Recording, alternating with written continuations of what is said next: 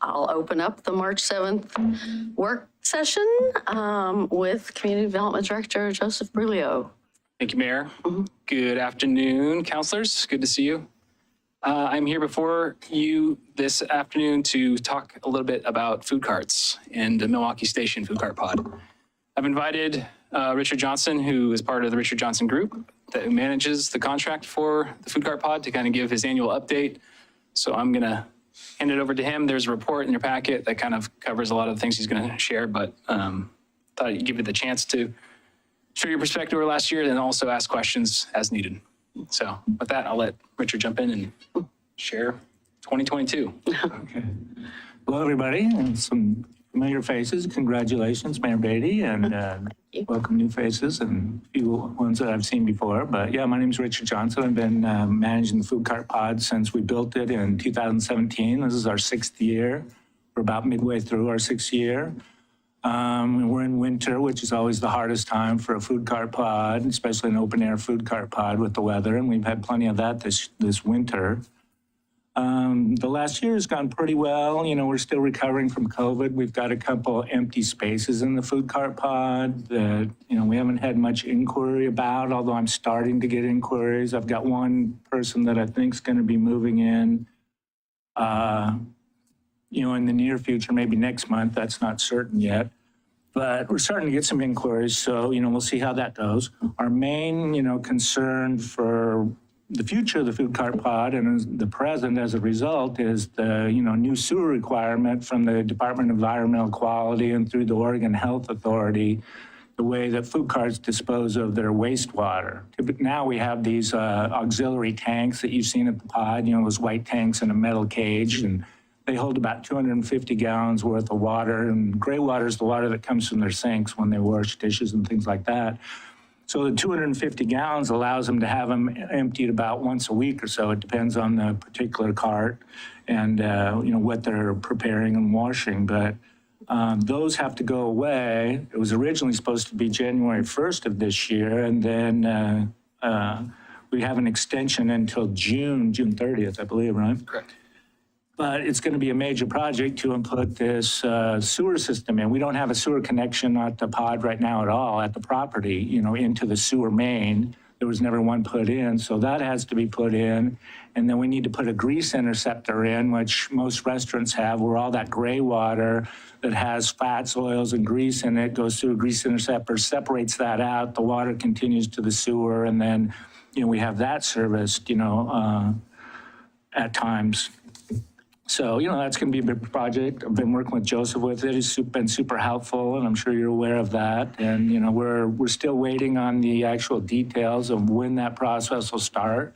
We're hopeful that it'll get going before the good weather starts, because, you know, the food carts depend on the summer season for their earnings. You know, it's a bell-shaped curve how much you make in the food cart business, and, you know, between spring and fall is their prime time. So we're trying to avoid any closure during that time when, you know, it would have an outsized economic impact on the food cart operators.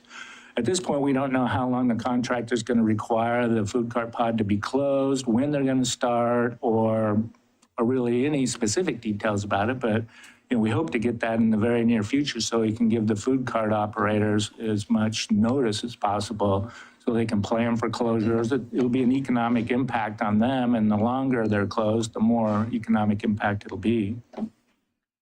So that's our main concern, and that's in process, and we hope to have a lot more information very soon. Yeah.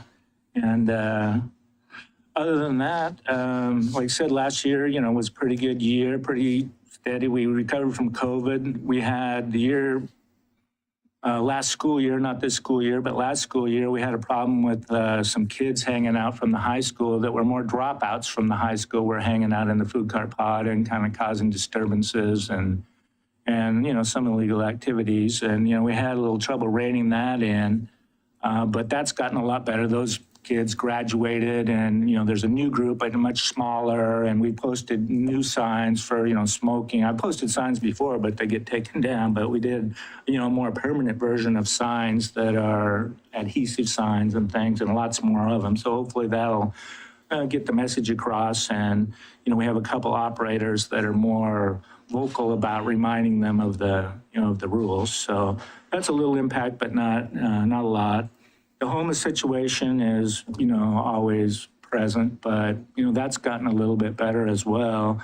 We haven't had any break-ins or anything like that, like we've had a couple times in the past, but, mostly, overuse of our toilets and our hand wash sink, and then trying to break into the electrical system, probably to charge phones and stuff. So, that's a little bit of a running battle, but no major damage.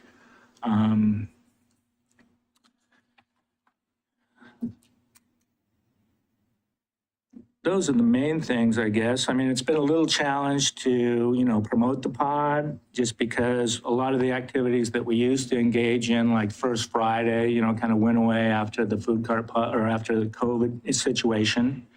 And we did participate in Porch Fest last year, and had the musical person come in once, I think, during Porch Fest, and then came back a couple times just independently.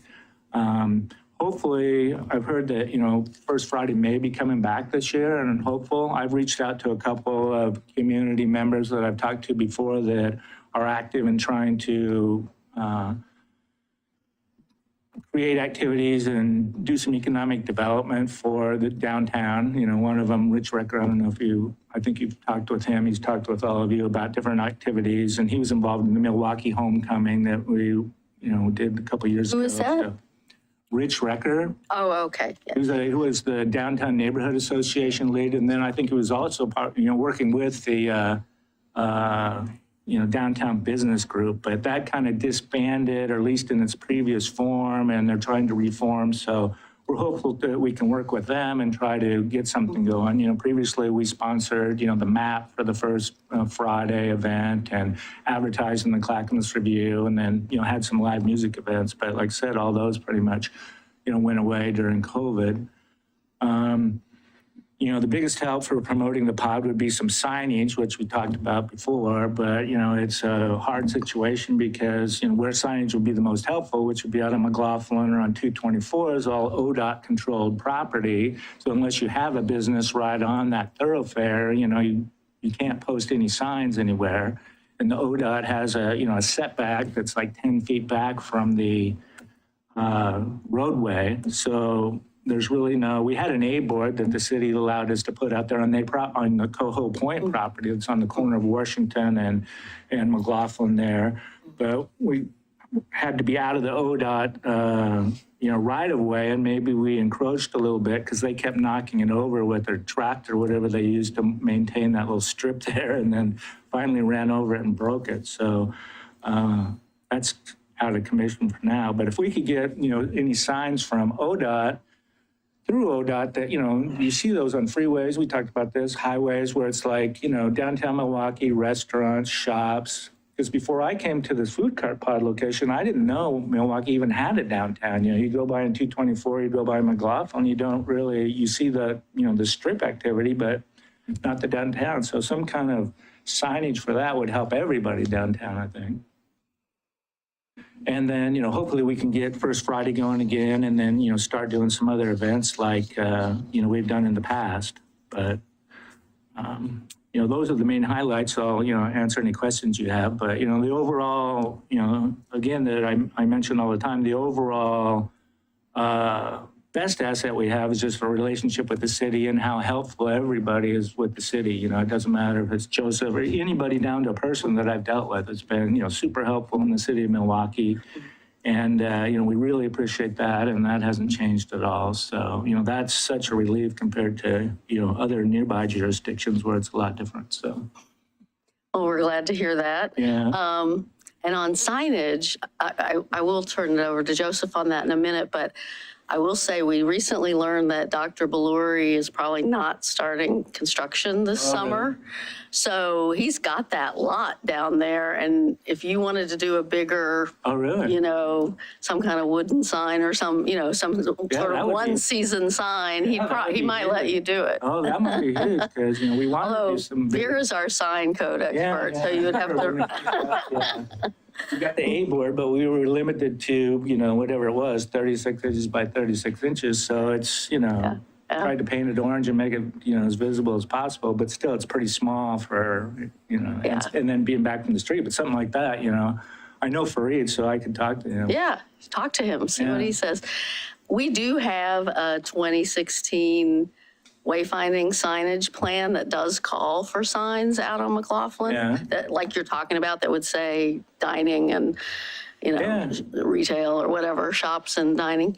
But we haven't gotten that. You'll see some of the signs around town that are more geared toward pedestrians Yeah, I've that seen point. those, yeah. But there is a plan for bigger ones on Lake Road, on 9090. Yeah, that would be coming good, from Well, except for everybody 224. downtown, and Yeah. I know ODOT is difficult to deal with and get anything done in any kind of timely manner, so I'm sure it's not for a lack of effort, but, maybe now that, we've got, representation in, Oregon legislature, we can get a little push.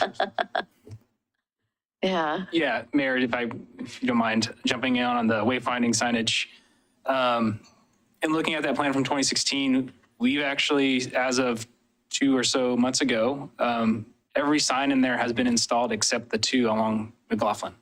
Oh, really? So it's those 2 wow. that have been kind of thorns in our side, and it's mostly been because we haven't been able to work with ODOT. And it's not for lack of trying, I guess, as I understand it. Yeah, Vera's shaking her head, so she's been the lead on this for the last several years. So thank you, Vera, for all the signs you do see are because of our senior planner back there, kicks butt. So yeah, it's ODOT's lack of response or willingness so far. And that's essentially, we'll see where that goes. I don't know. If there's an interest if someone knows, well, we actually do, like Richard just said, we do know somebody now. So maybe there's a different change, but it's not for lack of trying, I guess. Okay. Not on the ODOT oversight committee, but maybe he knows somebody. And we did, as I understand, one thing we did get an agreement with ODOT was for the banners along McLaughlin. So we do have some banners along the highway, but they're set back. Are those the first Friday ones that are still The very old ones. Yes. Yeah. They're like 6 years old now or so. Yeah. Yeah.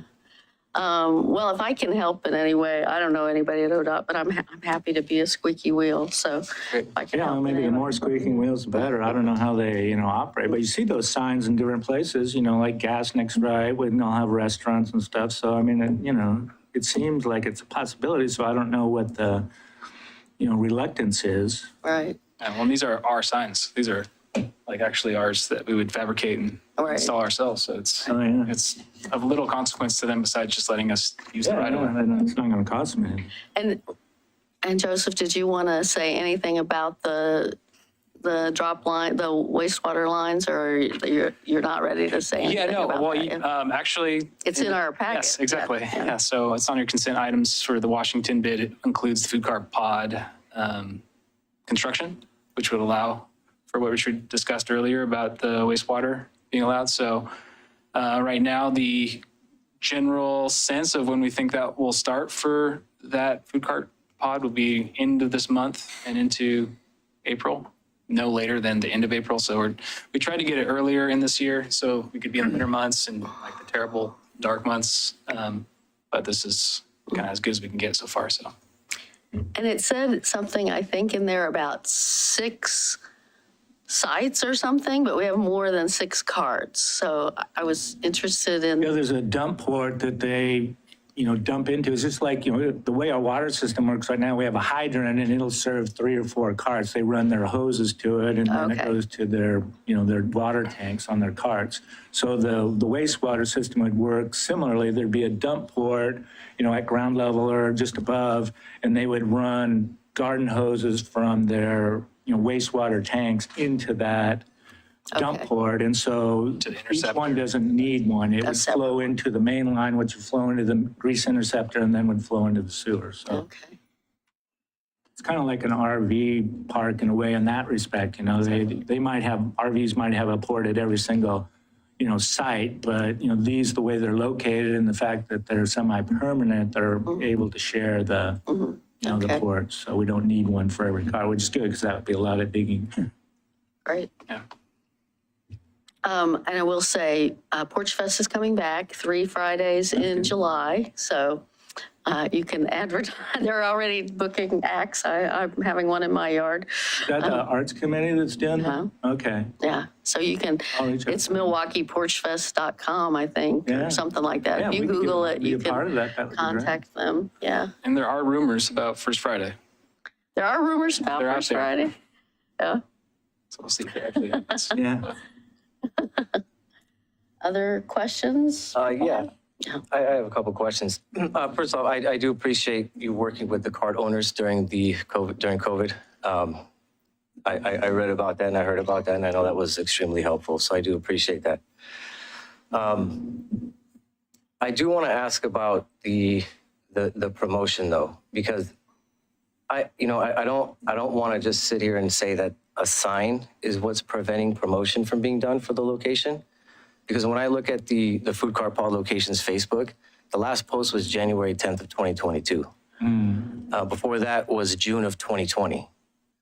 So nowadays, typically, signage will do something for you, but everything is social media based.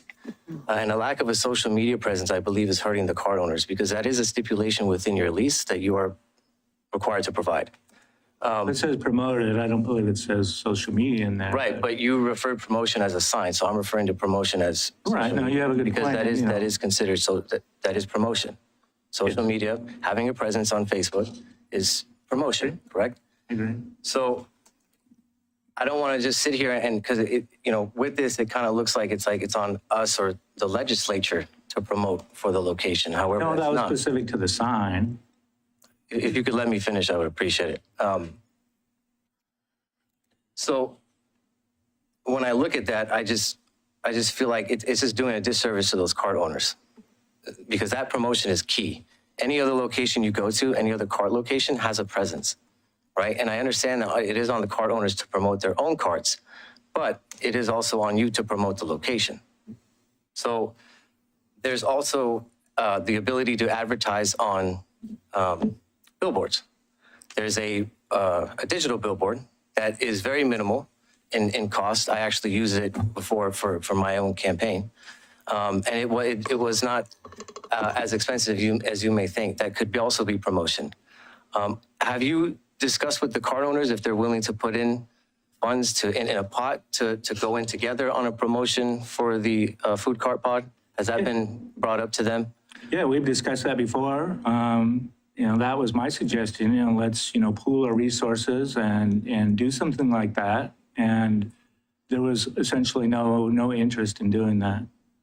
A couple people were like, yeah, if everybody wants to do it, I would do it. But as a whole, there was no interest in collaborating in that way.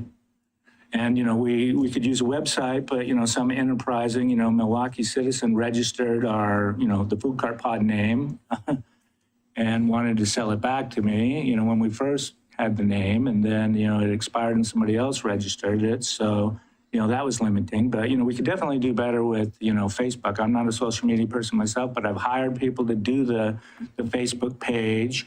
And some of the vendors have done it in the past, which is the most helpful because they know what's going on. They're right on site. But, I agree with you that social media is a, important outlet right now for promotion and should be a part of the mix. And then my other question was, during this move where they're going to be doing the construction for the drainage, what is the, is there any rental assistance for the cart owners? Or are they still going to be paying the full rent while that's going on? No, we haven't worked out a definite plan yet because I don't know how long they're going to be closed, when they're going to be closed, if they're all going to be closed at the same time. But, my idea is that we would definitely reduce the rent while they're forced to be closed. It's going to be enough of an economic impact on them anyway when they're not having an income.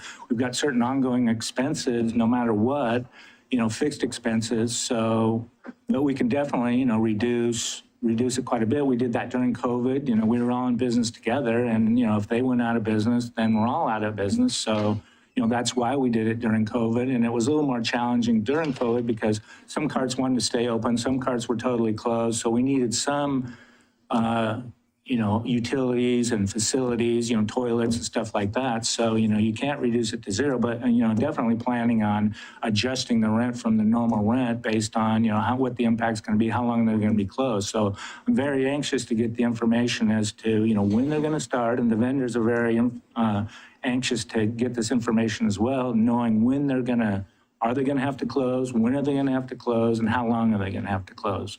Right now, we don't have answers to any of those questions. And, I'm very anxious to get those. And then I will definitely construct a plan around that, takes into consideration that, they can't be paying full rent while, they're not even allowed to operate. Thank you.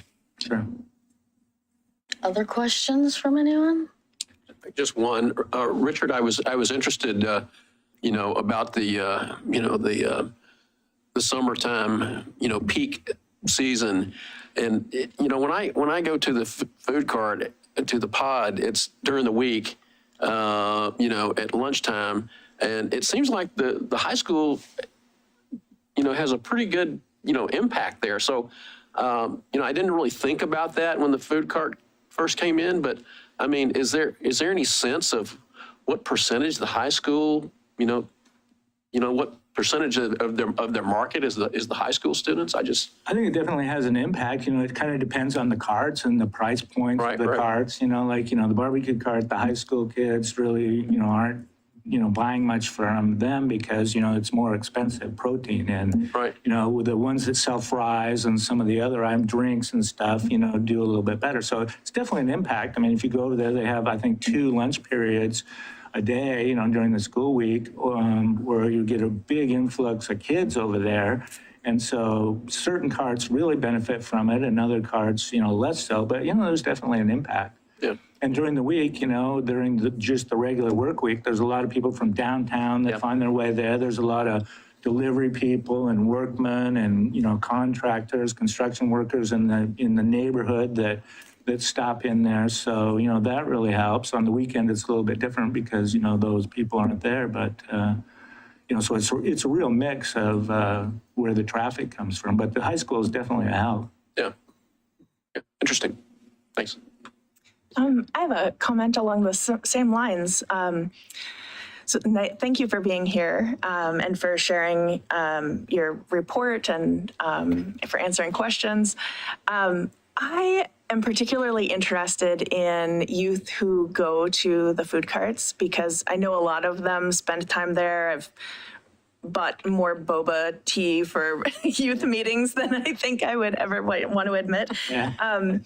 But I'm thinking about the opportunity to engage youth in creating a really welcoming feel there for students. And I think sometimes, I noticed in your report that that there were instances you had highlighted about youth who were there during school hours, but there are a lot of students at the high school who have free periods or, their schedules are so flexible that it's really hard to kind of identify, what school hours are anymore. Right. So I was kind of thinking about that. And then I was also thinking about the social media elements. I wonder if you've ever thought about engaging some of the teachers or the students at the high school, especially the Arts Academy, in informing what sort of a youth-friendly promotion would look like, maybe even some events there. I mean, if they're already drawn there, and I think it's more than just the boba, although that has a really big pull, it might be a great opportunity to engage them in creating a space that young people feel really comfortable and maybe break down some of those stereotypes that sometimes populations that don't always interact with young people may have about what they're doing during the time that they're out of school. Yeah, no, that's a very good point. And, we haven't done anything along that line, but I have a good working relationship with the high school. So, and I've dealt with, all the, principals that have, come and gone since we first opened and, could certainly, reach that. We've had different community members or organizations approach us in the past and inquire about, doing some kind of function there or something. And we're totally up for that. And, certainly don't mean to paint all high school students as, bad. But, last year we had a problem and it wasn't, it wasn't just people on a free period. They were there from 8 o'clock in the morning until, the end of the day. And they were, they were engaging in illegal activities and standing on the table and playing loud music and just being generally disruptive. And, I think that tends to give maybe some young people, a bad reputation with the, other people that are bothered by that, kind of taints the group, where it's not fair to do that because it's, just a select group. But yeah, if we could involve young people, if you think talking to the Academy of Arts, or if you could give me any pointers on, who to talk to, making a connection there, I mean, totally open to that. Sure. Yeah, I think that would be really exciting. And an unintended byproduct of that might be that as more young people feel connected and a sense of ownership there, that in itself sort of displaces negative behavior.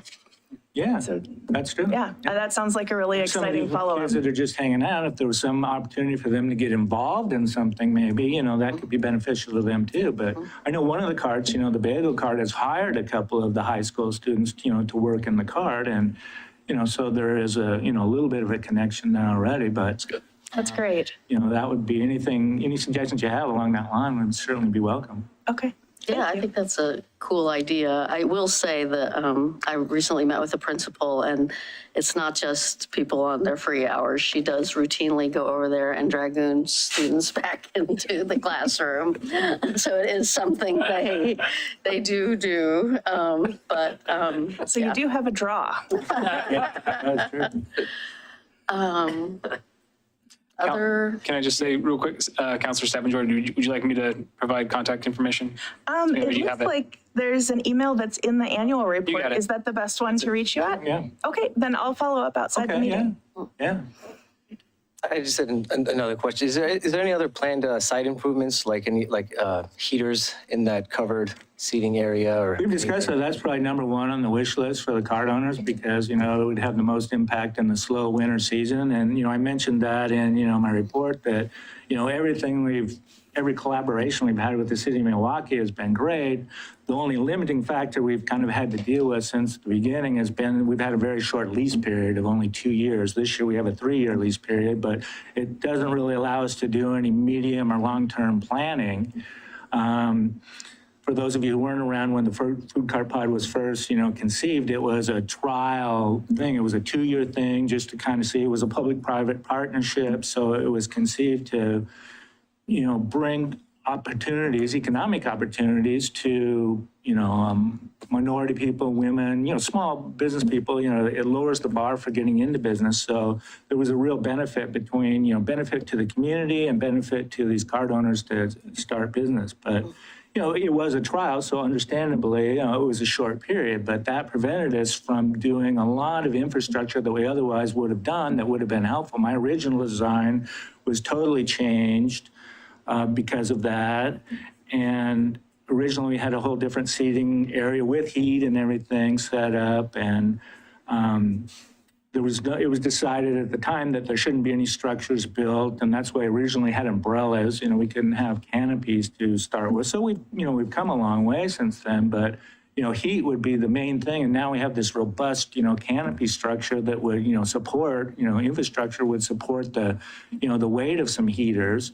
So we just have to figure out how to power them. We're kind of at the max of our electric power just because there was no conduit for it. There was a smaller conduit to the electric vault when we built it, and there was no other utilities to the property. So we had some constraints to work with, but, heat is definitely, one of the main ones. So again, it's on the wish list. There's some, logistical things and questions to answer about it. But, if we had a longer term of, potential payback term for investment and stuff, that would help.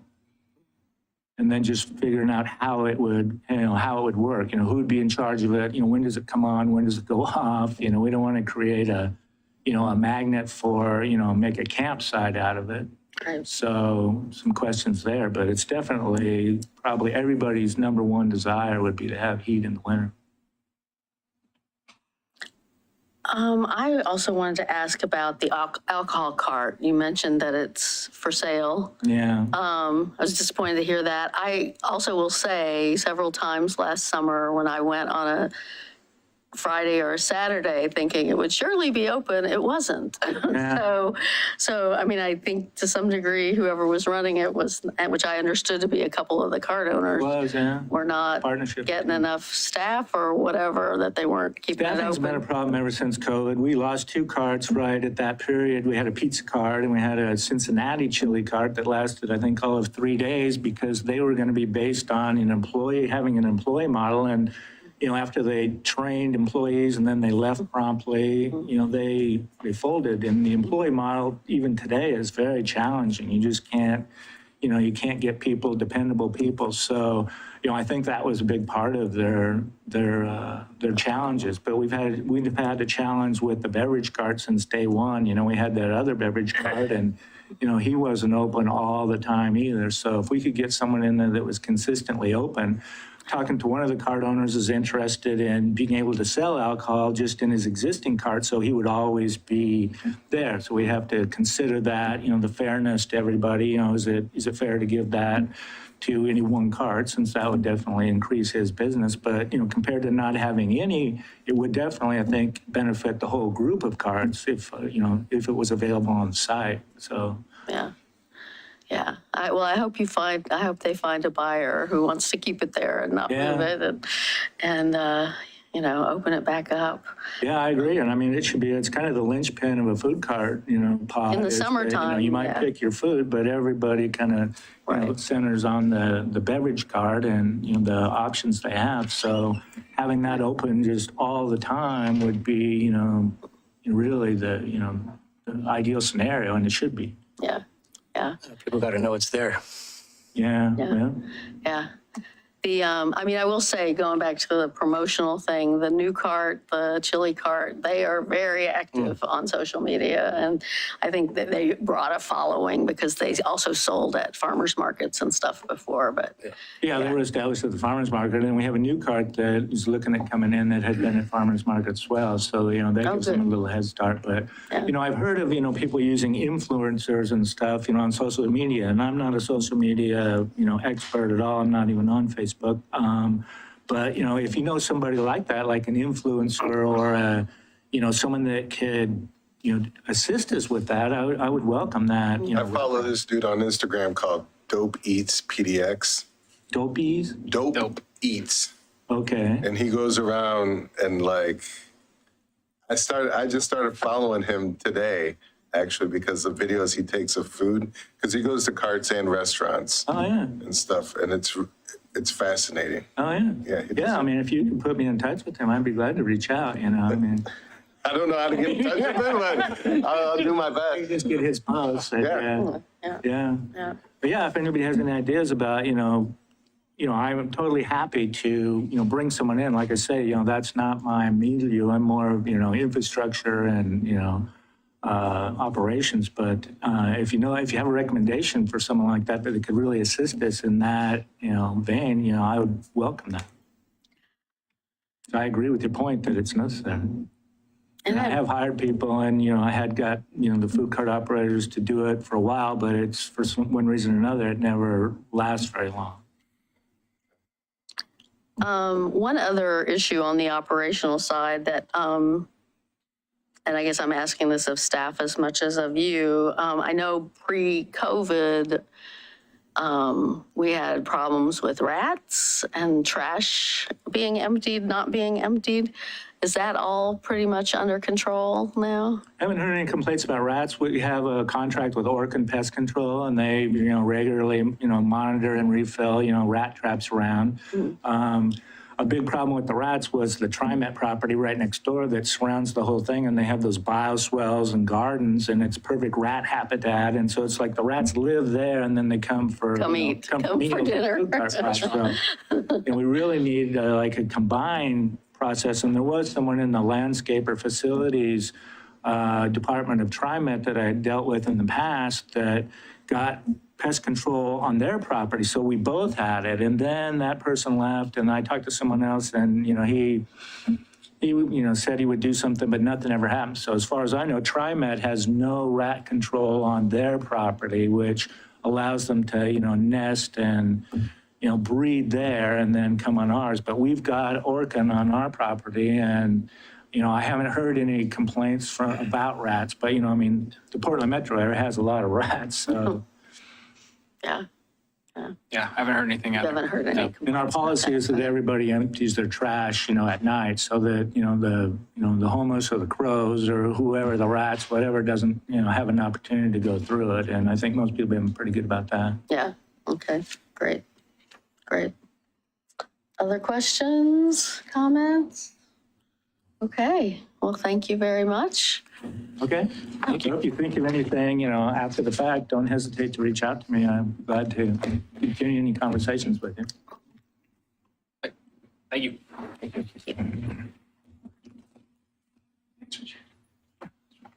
All right, and our next item is housekeeping code amendments with Senior Planner Vera Colias.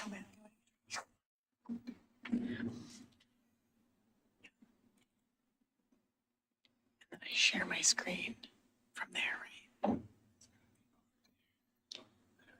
That's the part I never remember. Hold on. Okay, thanks. Afternoon, everyone. This happened to be a planning commission where I was talking about code after a fun conversation. So you just talked, at the planning commission was parks and then code. It's food carts, code. You seem to kind of bring down the energy of the room a little bit. I'm going to try to make it fun. Good luck. Well, and that was the end of the fun, and now we're going to actually get into it. Okay.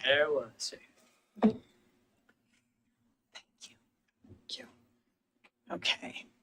Good afternoon, Vera Colias, Senior Planner, here to present another code package. These are what we kind of colloquially call housekeeping amendments, little tweaks, clarifications, minor code fix amendments that we are constantly working on, and we just need to get some of these going. So the goals of a code fix package or a housekeeping package of amendments are minor code fixes, generally clarifications, minor changes, trying to address consistency with code interpretations that we've issued over the past little while, and there's one in particular that addresses that. So code interpretations are when the planning manager issues a code interpretation based on a particular project, and then the idea is we want to codify that code interpretation as opposed to just having it be a one-time code interpretation. We want to actually put it into the code. They are not intended to be changes in policy or anything substantive. I'll be back before you in a little while for that package of code amendments that are a little more meaty. So hopefully these aren't that interesting. They're not supposed to be. That's why they're called housekeeping.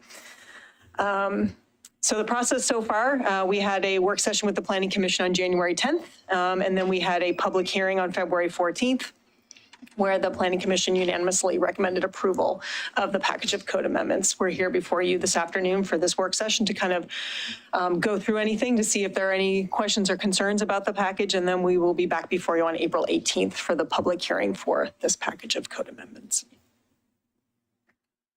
Okay. As always, please feel free to interrupt. I will try to remember to pause to see if there are any questions, but if I forget to pause, please pause me with any questions. Okay.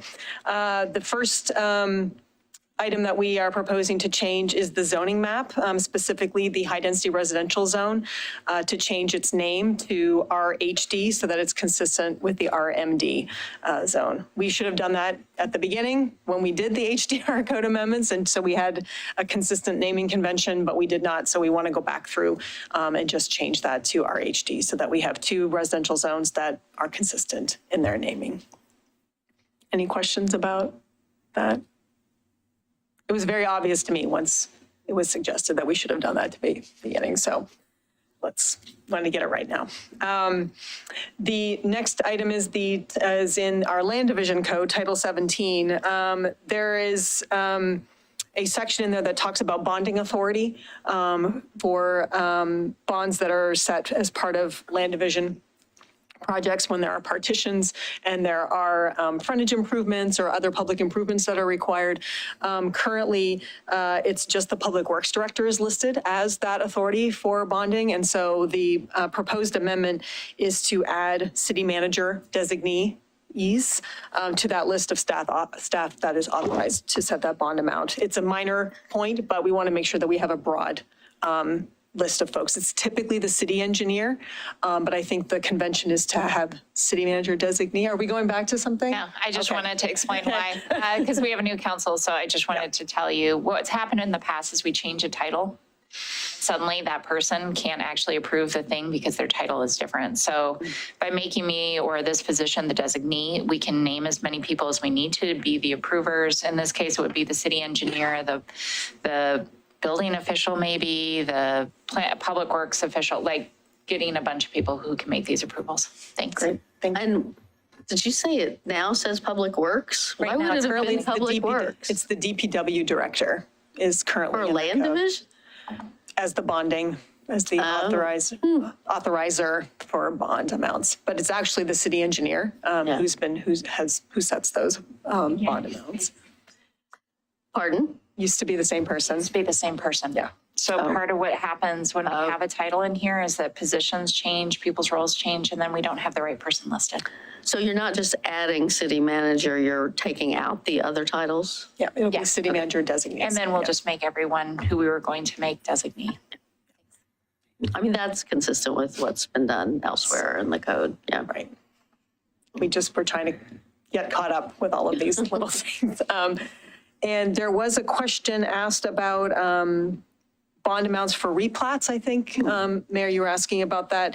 Replats are not always just paperwork. Replats, a subdivision replat can in fact also be a partition, so you can increase the number. It's really more just what we call it, but a replat isn't always just moving lines around. It can be a partition as well. So if we are changing the number of lots, then there could be required frontage improvements or other public improvements, and that's what we would be bonding. So. Okay. Just wanted to make that clear. Okay. Any questions about city manager designees? Okay. There are a few sets of definitions that we're proposing to change. We are proposing to revise the definition of in-home childcare to family childcare home. That's consistent with state law. That's the title and what they call through Oregon House Bill 3109. So we want to make sure that our definition and what we are calling it is consistent with the state language as well. We are proposing to revise the definition of major pruning in Title 19 so that it matches the definition in the tree code in 16.32, something that we missed as part of the tree code update back last year. We are proposing to revise the definition of structure to clarify that storage containers, sheds, and carports are also considered structures. That's how we've interpreted the code for years, at least certainly since I've been here. But we wanted to make sure that it was also in the definition itself, just for clarity for users of the code, for anyone that's actually reading it, besides staff, that would allow the minimum setbacks to be applied to those structures. So that's how we've been interpreting it. And we wanted to make sure that it was actually in the definitions. Keeps things easier for folks that are using the code. And then finally, we had almost duplicate definitions or terms between primary entrance and primary building entrance. So we wanted to strike primary entrance because primary building entrance covers everything that we need. We don't need duplication. It creates confusion for figuring out which term to apply.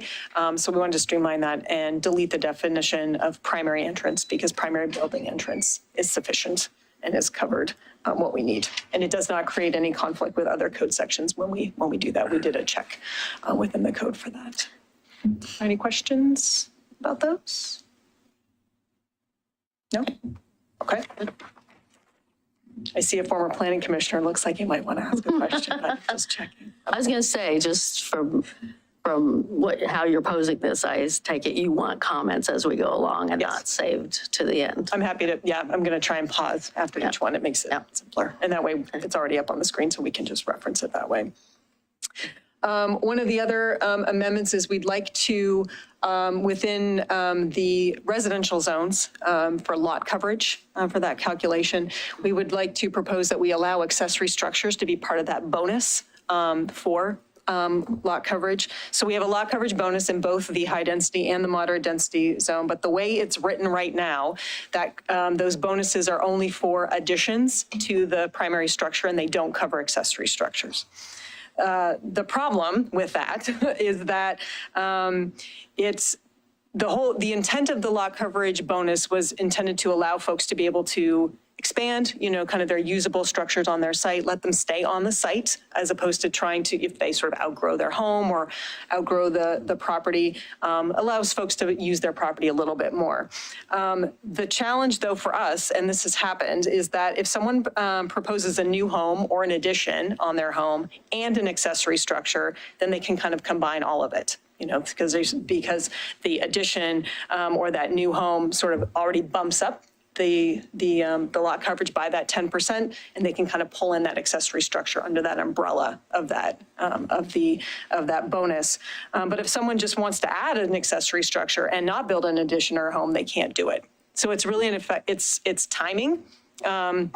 So the accessory structure would get there if you were already building an addition or not, or if you were building an addition or a new home. That's only the one story or that with that maximum height. So the issue became for us, it's an issue of timing of when you were building your accessory structure rather than the intent of the actual code. So what we are proposing is to allow folks to use that 10 percentage point lot coverage increase, even if it is for an accessory structure, as long as it's meeting the heights, and so on, and they only get that 10% bump. Our experience is that it really seems like it's an issue of timing of what gets built when, as opposed to the lot coverage bonus itself. So this one gives me some heartburn, I will say. Because my recollection was that 10% was about housing. Yes. Was about creating more flexibility for housing. As we all know, we need more housing for ADUs, for expansion, ADUs, whatever. And so it wasn't about a shed or a accessory structure. And I guess I'm concerned about sort of, gaming the system. And what happens, and somebody's allowed to, so do all structures, I mean, like, could we be in a situation where we allowed somebody the 10% for a shed, and then they said, oh, I want to build an ADU? Would we be compelled to let them build the ADU because HB 2001 said everybody can build an ADU? No, HB 2001, well, there's still the lot coverage, there's still a development standard that has a maximum lot coverage, so they would need a variance to be able to add, or they take the shed down and replace it with the ADU. Yeah, and we have what is it, 200-foot size shed threshold under which a shed doesn't have to have any approvals, right? It just doesn't require a building permit. It still counts towards lot coverage. And they still come in and we actually know that's happening? We know a lot, but we don't know everything. So okay. So, yes. If they don't have to have a building permit, are they typically coming in for a shed like that? Well, generally people are asking if they need a permit. So everybody tells everybody that you need to watch out for your lot coverage. So we're all sort of trained to kind of cross. Well, you might need a permit, or you might need to check with planning about that. If folks already know that they don't need a permit, they do know, though, that there are setbacks. There are still minimum setbacks for those, even if you don't need a building permit. So we're trying to capture as many people as possible with just letting them know what the rules are as far as lot coverage and setbacks if they don't need the building permit. But are there some sheds out there that are sending people over the lot coverage? I mean, I guess if somebody's over the lot coverage by 200 feet, I'm not too concerned. But if you're talking about a large lot where somebody's, 10% extra lot coverage is a pole barn, Right. Then I don't like this allowance. You know, I'd like to think about a size limit or something. Okay.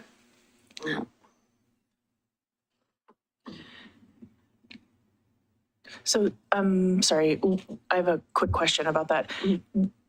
If it's, maybe I just need you to restate what you said, because I'm wondering, you know, if they're building something that's more than 200 feet, they'd have to come in for a permit anyway, right? So then are you saying that in general, we should be doing more of an examination of lot coverage, or I wasn't totally understanding what you said. Yeah, I just, I think lot coverage, especially with our tree code, you know, juggling all the things we have to juggle. I mean, I think lot coverage has a important role to play in livability and in green space and all of that. And so I mean, I see the motivation to expand the lot coverage for housing. I see less motivation to expand the lot coverage for accessory structures. Okay, got it. Thank you. And we do have examples of, you know, bad accessory structures, eyesore accessory structures around town. Yeah, I guess, like, what is considered an accessory structure? Like, what do we? Generally, this comes up for folks that want to build a shed or a shop on their property, that for all intents and purposes, the site would still be, so if the lot coverage is 30%, if they were to take advantage of the bonus, it would be 40%. They would still be fitting under that bonus, but what they're adding is a shop. They're not building an addition to their house or a new house, which is what the bonus currently is identified for. It's for the primary structure, but it's usually a shed or a shop is almost always it. If you are adding to like a covered back deck, the cover itself, that adds to your lot coverage. So it's any roof, effectively, is what would come under that, the lot coverage. But it's almost always a shed or a shop. Anything other than living space? I'm sorry? Anything other than living space, basically? Correct. I mean, that's the little tweak that we're proposing is is something other than the primary structure.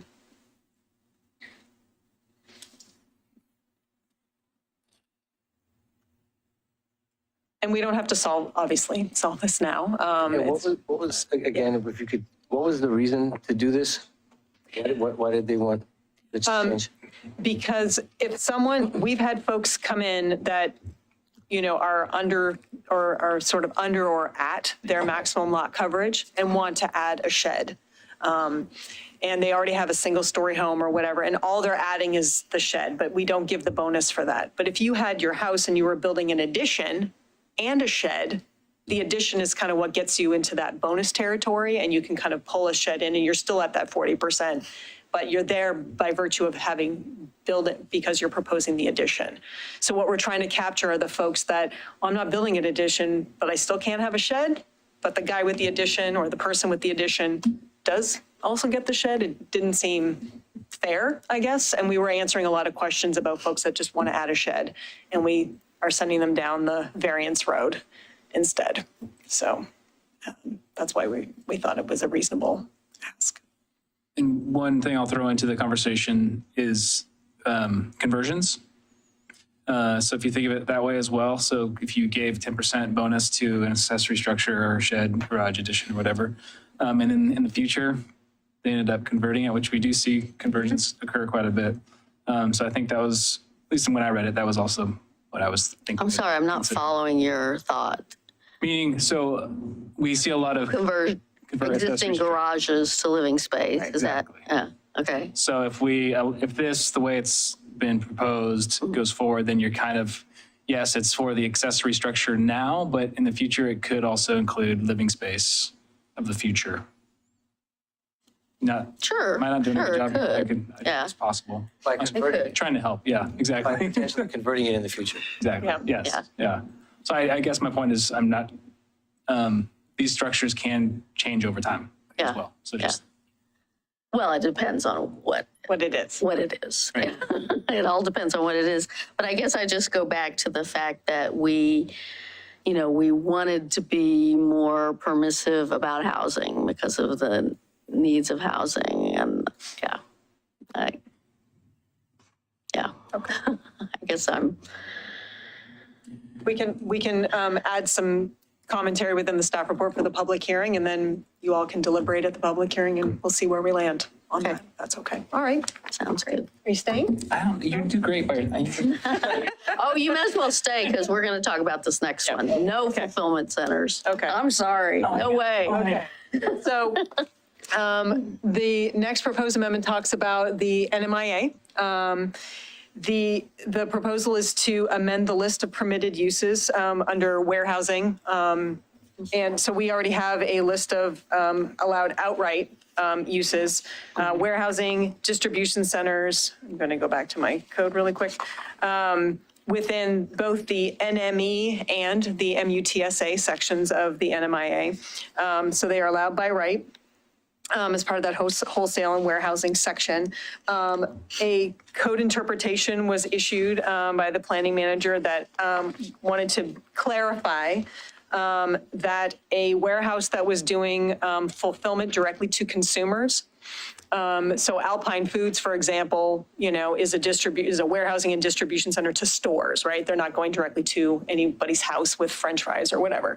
But a proposed business was doing direct to consumer. It's still warehousing, but they're also a fulfillment center as well because they're doing direct to consumer fulfillment or shipping as well. There's no retail storefront or anything like that. And so the code interpretation came out that that's consistent with a warehousing and a distribution use. So a direct to consumers via e-commerce was, as part of that code interpretation, would be an allowed use within the NMIA as part of that warehousing and distribution allowed use section of the code. So that's the proposal, is that we add that into the code as opposed to just having the code interpretation that allowed that. The fulfillment center as words actually came out of the Planning Commission hearing. So we talked about it as direct to consumers via e-commerce, like that's sort of how we wrote it in our proposal. And the Planning Commission said, it's probably easier to just say fulfillment center because that's what that is. And so that's the code that you see now, is that recommendation from Planning Commission to add fulfillment center as another clarifier to the additional language that we're adding.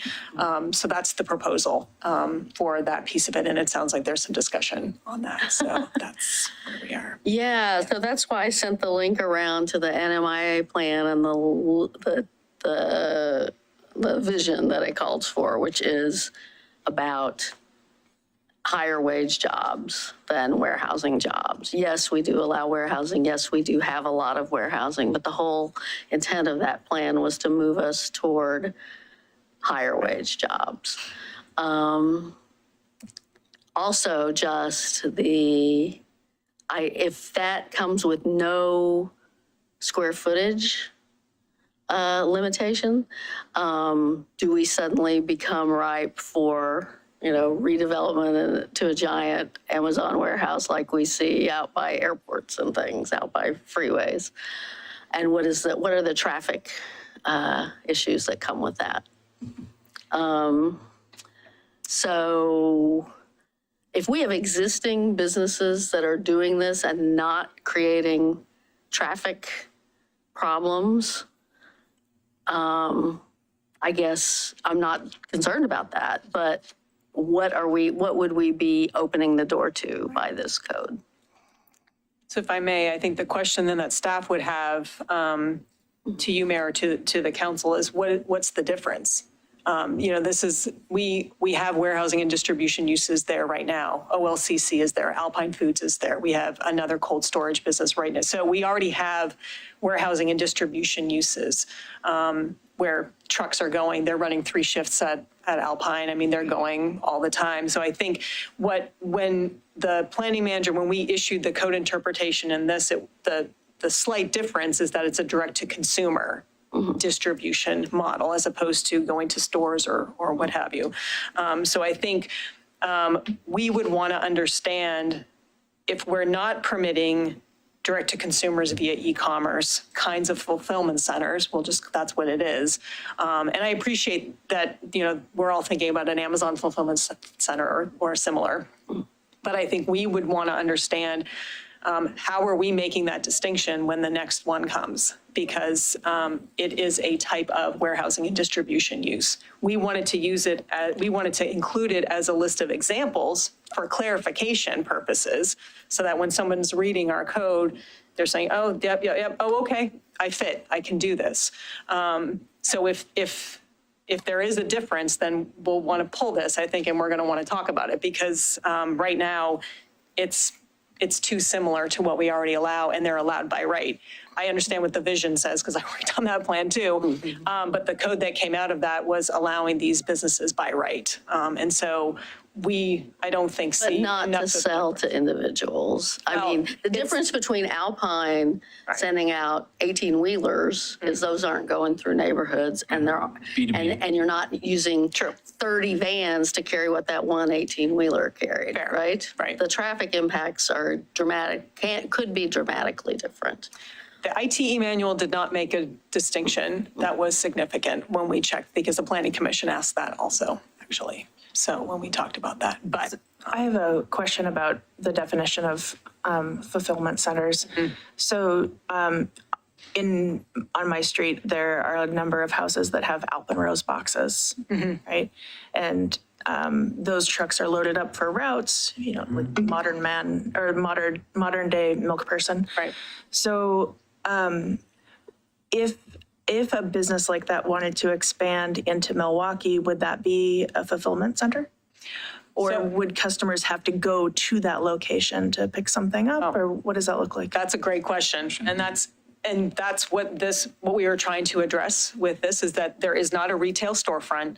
It's a warehousing and distribution facility that, rather than going to stores or so on, it's a direct to consumer kind of model. So that what you're describing would be, I think what we're talking about is a direct to consumers e-commerce, such as a fulfillment center. So yeah, it's going to houses as opposed to going to an intermediary, which would be the store. Right. So yes. So, and companies like that are not always the most affordable, but a model that would provide additional nutritious options, for families. Milwaukee's not the biggest food desert area, but there are areas very close to nearby. And in the news, we've seen Walmart is closing up on 82nd, and it just makes me think about access to nutrition. I don't know, I'm thinking about things that we might want to plan for in the future, and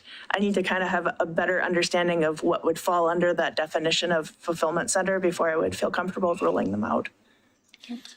Well, and I think all this conversation goes to is this is not a housekeeping change. Okay. This is a bigger change that we need a bigger conversation about, given that it's contrary to my recollections about what the NMIA plan was about. I really feel like it's a big discussion. Mayor, if I may. Yeah. So, this is an interesting conversation. When I think about this fulfillment center, and of course we always default to, the Amazon example. And I guess I look at this and I go, well, if someone is going to order something from Amazon or Alpine Rose or wherever, that truck is going to go through our neighborhoods, no matter where the fulfillment center is, okay? And so then I ask myself, well, if there's a traffic impact that's over and above that already neighborhood deliveries, where is it? And I guess I say, well, it's going to be into the arterials, 99 and 214 and that kind of thing. So I guess I'm trying to understand if there's really sort of a neighborhood traffic impact beyond what's already going to be there. And, I guess I look at, everyone wants high-paying jobs, We all want a mini version of Intel in Milwaukee, where really great salaries and all that other kind of stuff. But, fulfillment centers, they employ a lot of people. That's a lot of jobs. And yeah, they may not be at the, you know, at the $100,000 level, but they employ a lot of people and give people a way to make a living. So I'm not where I don't know where I am on this, but those are thoughts that come into my brain about this discussion. Well, and when we did the NMIA plan, there was some information about different classes of businesses and what the average wages, what the average jobs per acre and what the average wages were, and that might help us have this conversation as well. But I would also point out that the trucks at Alpine and at Americold are going, you know, night shift, like you said, many shifts, a lot of night shift activity apparently, because we heard that when we heard that in the course of adopting this plan because of one of the neighbors there. This kind of fulfillment center is going to be all daytime traffic. They're not going to be delivering to people's houses in the middle of the night. So there is going to be a consolidation of the time of the traffic. And traffic, both when we did the TSP last time and the NMIA, traffic flow and the crazy bad intersections we have in the NMIA were of concern, you know, were topics of concern. So I just feel like this bears a bigger discussion than a housekeeping amendments package. Is it okay, Mayor, to take I'd love to know where everyone's at on this so that we can kind of go down that line and figure out how much we're going to go back and get data on. Sure, I'd love to just get like a straw poll. If I could add to that, if there is information that we can provide us during the hearing that can help answer this question for you, if you could let me know, I'd be happy to. Because right now I'm hearing transportation, traffic impacts, and then also jobs, wage jobs. Heard future, which I appreciate because we are seeing and hearing a lot from businesses. I think that we'd all agree. Like New Seasons, for example, is considering some fulfillment side to be part of their business model. So I think a lot of businesses are going to start shifting towards it to some degree, whether It's the wave of the future. Right. It's it's the way that, Convenience. yeah. I mean, it's been bred out of the pandemic, but that's the way it's going to go. I mean, I get an Alpenrose order every week. I don't see, I agree with Councilor Massey. that they're still going to be on our streets anyway, right? And so saying no, I mean, those are jobs that people in the community can work and actually maybe walk to work or ride to work. And jobs are jobs, and that's what people need. So I would agree with Councilor Massey on that. And I mean, it's just the way that things are going. Everything changes. And now people aren't going to always go to the store. Like even ordering Target, do it online and drive up, pick it up, or have it shipped. It's the way of the world at this point. Yeah, I don't want to like, how can I say this? I think there is a bigger discussion here to be had. You're good. Because of, you know, there's potential, right? There's opportunity in this quite a bit. And, you know, we do talk about higher paying jobs. I mean, right now, minimum wage in our area is $14.75 an hour in our county, or in the Portland Metro, excuse me. You know, you can get a warehouse job at UPS or FedEx and they'll pay you $23 an hour part-time with benefits. That's big. You know, that's close to it. That's about as close you're going to get right now to a livable wage, right? So I don't want to kill the potential to bring in. I mean, it doesn't mean, you know, it's got to be just UPS, FedEx, Amazon. I mean, we can get into the details about what we can allow and what we want to focus on. It, you know, maybe something that fulfills some of the goals we have as a city. Maybe it's a business that incorporates like what Councilor Savinger was talking about with nutrition. You know, maybe it's something in to that nature. But I do think there's a lot of potential there for a greater economic impact and also climate impact, like Councilor President Nicodemus was saying, with people being able to walk to work, well, that takes care of a lot of, our CO2 emissions as an individual, right? And how we do and how we get to work, and also our cost of living. I just think there's a lot to untangle there. So I do think there's more to discuss.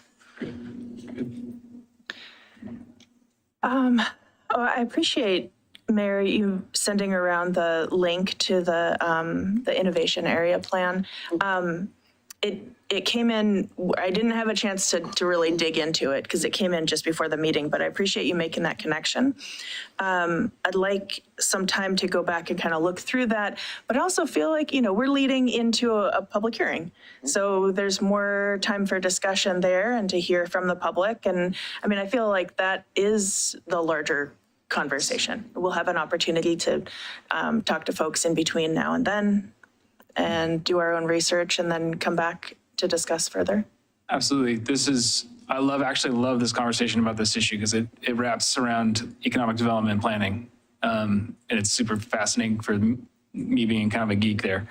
I'm trying to get more of information so when we come back to those hearings that we got a little bit more substantive evidence. So I think we'd want to hear discuss relative salaries for that versus other uses in our industrial area versus some of the, I think we'd want to hear traffic impacts that places with distribution centers or with fulfillment centers have, especially, a lot of the big fulfillment centers are out on the edge of town. I want to hear the story of somebody who's got it close in Portland area and what their impact has been, or close in urban area and what their impact has been.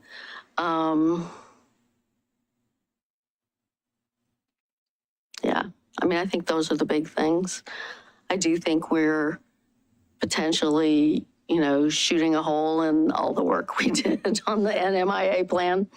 But I guess that the other thing would be, is there a size limit we should think about? Is there a list of kinds of uses we should think about? Food service or certain, discrete uses as opposed to just opening the door completely. Right. When you talk about size, my mind goes right to percentage, like percentage of the business footprint. Yeah. Yeah. So that could be a thing too. Mayor, if I may make a comment, I'm just curious too. I'm just looking at this brief slide, and of course I was at the Planning Commission hearings, but it didn't dawn on me necessarily until hearing this discussion that this is begging for definitions, right? When we talk about fulfillment center, there's the idea that we've got Amazon way out on the sticks that's fulfilling the massive trucks for their delivery pool versus, the pull up at Target and the grocery store where they bring your groceries out to you or whatever function. So I don't know whether the pencil can be sharpened in that regard to help maybe ferret out some of the questions that you folks that could help better inform the hearing. Just a suggestion or a comment, because I think when we say fulfillment center, it seems pretty broad. And I think maybe there are 5 different interpretations of what we're talking about with fulfillment center versus what the code interpretation was that generated this housekeeping amendment. So I don't know the facts behind that code amendment because wasn't involved in it. But anyway, that's enough for me. But that's a good point. I think we have the tendency to jump to Amazon right away, and that's not always going to be the case. It could be another Alpenrose. It could be, something that's more affordable for folks who don't have transportation, but can still get their groceries delivered. Or, we can't make generalizations just because we always see Amazon trucks driving around. Right, but we can try to narrow what we're opening the door to. And I have a friend who drives DoorDash now, and people pay her to pick up something at Walgreens or something. It's not just all food delivery. There's a lot of people, delivering a lot of things from a lot of places. But yeah. would maybe Justin can answer this. Maybe this is thinking too. Would it be possible for like a wage provision? Maybe we base it on a certain wage that's provided. You know, companies that provide a certain wage also is something we look at. Not just the service in general, but also, Yeah. you know, what type of a work environment do they provide for employees? Maybe that can be I don't know if we can, but. Yeah, I appreciate that sentiment. I'm just thinking like how that would be defined and then changed over year after Over year. time, I Yeah. mean, typically the state or local governments are involved in determining what minimum wage is, and if that's a field that's occupied already. I will freely admit I don't dabble in that very often, so I'd have to look into it. I'd have to look into it a little bit. So you put me on the spot. I'll say I don't know, but it just thinking off the top of my head, it might pose some problematic issues tied with that sort of thing. I appreciate it. I didn't mean to put you on the spot. Oh, no, not at all. I say that joking. That's what we're here to talk about. I do. Yeah. Vera has several more slides. Just a couple more things, sorry. And I think we got enough for this one. well, and as we're talking about this, and given the level of discussion around this, it's definitely not housekeeping. It's what it's not at this point.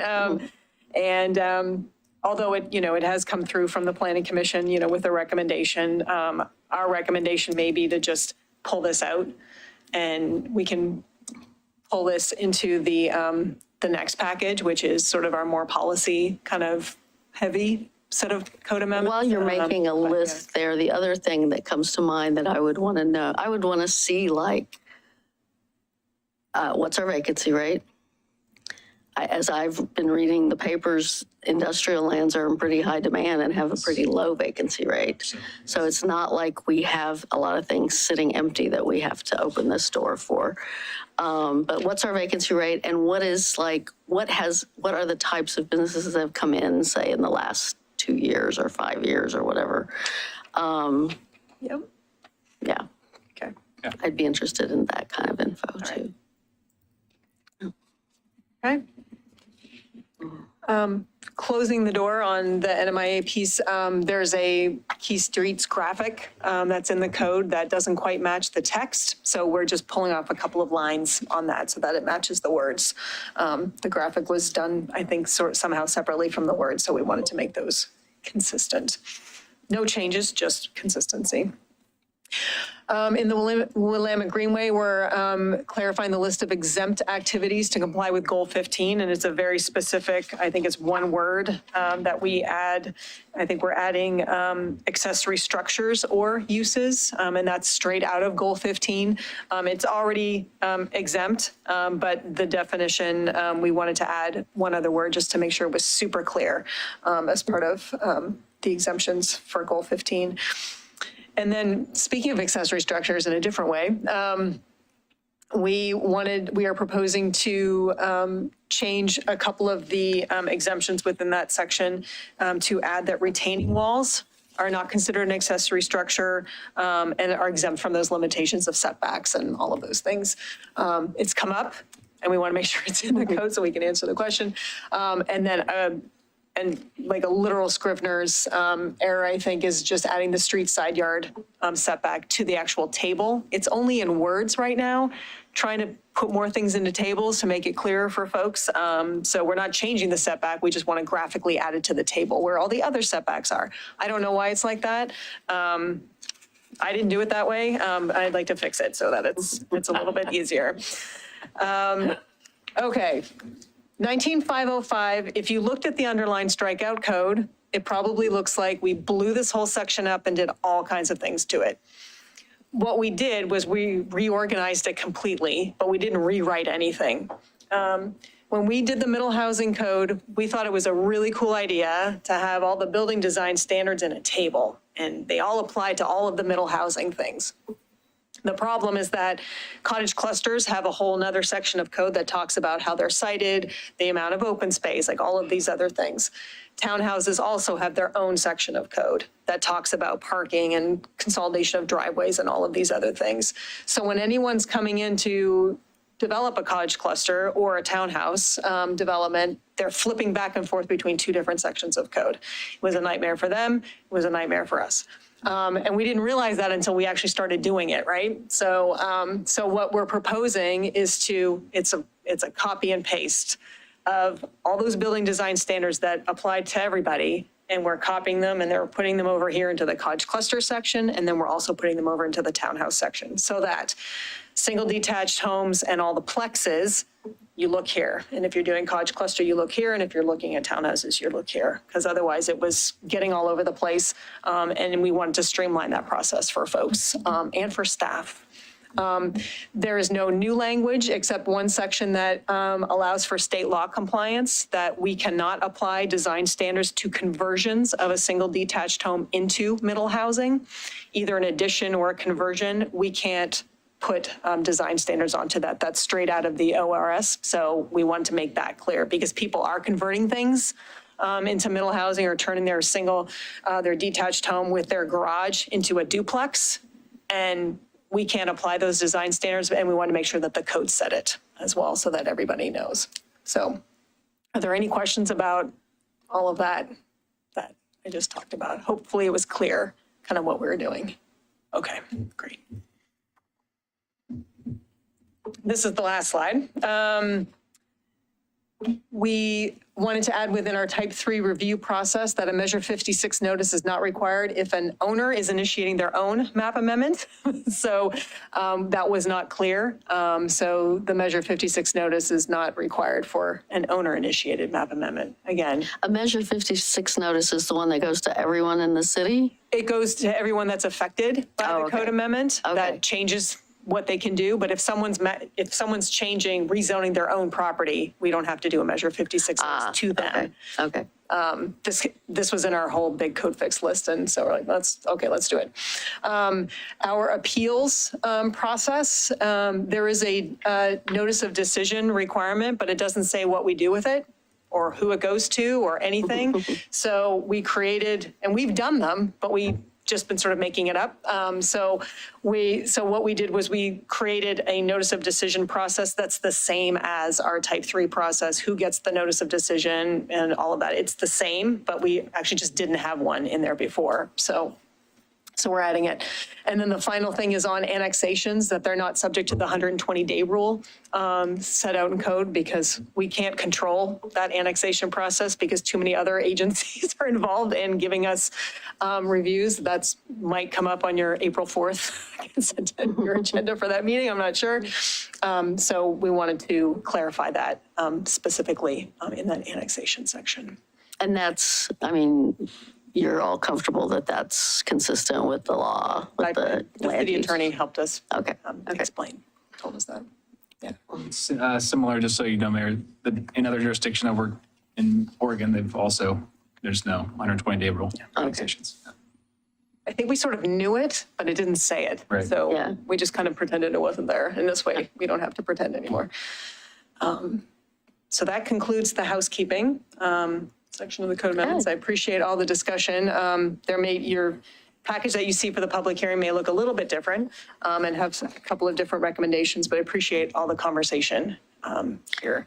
I did have one other question. One of the very first things in the packet is a striking out of I think it's in that replat section. Yeah. Is a striking out of a line about the fee. Are we eliminating the fee, or do we just feel like it doesn't? Oh, yeah. So that is under the lot consolidation and property line adjustment section. And there is still a fee, but it was listed in the things that the plan should show to scale. Okay. So we're not going to show a fee to the plan.